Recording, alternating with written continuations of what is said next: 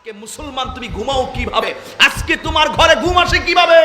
আজকে তোমার ঈমান যদি শতভাগ মজবুত থাকতো তাহলে ফ্রান্সের সেই শহরে আমার নবীকে নিয়ে ব্যঙ্গচিত্র করে কার্টুন প্রদর্শন করেছে।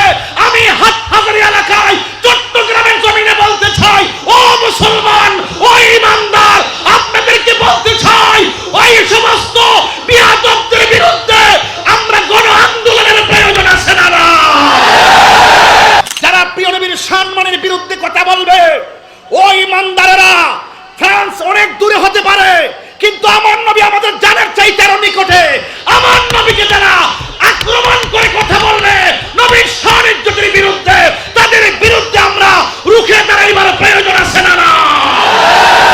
সাবধান করে দিলাম, মাননীয় প্রধানমন্ত্রীকে বলছি, তাড়াতাড়ি ফ্রান্সের পণ্যগুলো বর্জন করার সিদ্ধান্ত গ্রহণ করুন। ফ্রান্সের দূতাবাস বন্ধ করার সিদ্ধান্ত গ্রহণ করুন। এদেশের মুসলমান আমাদের অস্তিত্ব, আমাদের জান, আমাদের প্রাণ রাহমাতুল লিল আলামিনের বিরুদ্ধে কোন ষড়যন্ত্রকে মেনে নেবে না, ঠিক কিনা?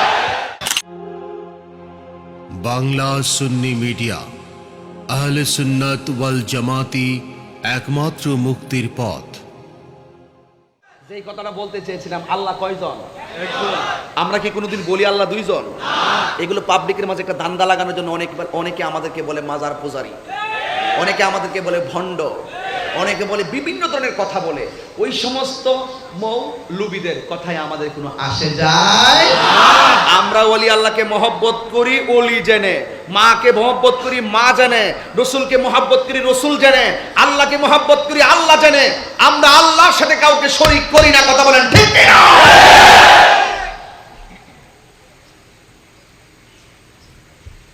ওই আসিয়া বলতেছেন, আমি রাত্রে আল্লাহর জিকির করি, আর দিনে কি করে? কাজ করে। এরপরও তো বেয়াদব তো মানে না। বেয়াদব কয়, তুই যদি আমারে খোদা না মানস তাহলে আমি তোরে আগুন দিয়া পুড়াইয়া ফেলব। নাউজুবিল্লাহ। আগামীকাল কোন আর জোরে বলে নাউজুবিল্লাহ কর। গভীর মনোযোগ, নীরব থাকবেন। এবার আসিয়া ডাক দিয়ে কয়, আল্লাহ, আপনারা বলেন যার কেউ নাই তার কে আছে?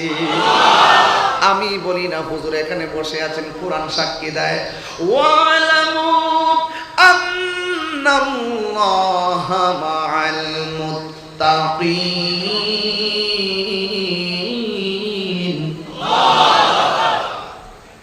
তোমার সাথে যদি কেউ না থাকে, তোমার অন্তরে যদি আল্লাহর ভয় থাকে, তাকওয়া থাকে, তাইলে আমার আল্লাহ তোমাকে চেক করবে। এবার আসিয়া আমার আল্লাহরে ডাক দিয়া বলে, আল্লাহ, স্বামী আমার দেহের মালিক, কিন্তু তুমি আমার ঈমানের মালিক। ও আল্লাহ, তুমি প্রয়োজনে আমি জীবন দিয়া দিব, কিন্তু আমার ঈমান যেন একটা সেকেন্ডের জন্য না হারাই। একমাত্র তোমার কাছে আমি ঈমানটা ভিক্ষা চাই। এরপরও পাষণ্ড ফেরাউন হাতের ভিতরে শিকল লাগাইয়া তার পা গোলা বাঁধিয়া গরম তেলের মধ্যে আসিয়ারে ফেলে দেওয়ার আগে ডাক দিয়ে কই, আসিয়া, তুমি এখনো সময় আছে, আমারে আল্লাহ মানো। আসিয়া ডাক দিয়া কই, জীবন দিয়া দিব, কিন্তু আমি আসিয়ার ঈমান দিব না, ঠিক না? এই জন্য যুবক, ওই আসিয়া বলেন, আমি আল্লাহর কাছে ঈমান ভিক্ষা চাইলাম। এবার ফেরাউনে আসিয়ারে গরম তেলের মধ্যে গিয়ে ফেলে দিবেন। ও আমার মুজাফফরপুরের বন্ধু গো, ও আমার বাবারা, আপনাদের পায়ে ধরে বলে দিয়ে যায়, কেউ টাকা দিয়া ঈমান হরণ করার চেষ্টা করতেছে, কেউ ভয় দেখাইয়া ঈমান হরণ করার চেষ্টা করতেছে, কেউ লোভে ফালাইয়া ঈমান হরণ করার চেষ্টা করতেছে, কেউ আপনার এলাকার জায়গাটা কিনা পুরা টাকার মসজিদে টাকাটা আপনারা দিয়া ঈমান হরণ করার চেষ্টা করতেছে। কিন্তু এইগুলো থেকে আমাদেরকে সাবধান হওয়া লাগবে, কথা বলেন ঠিক না?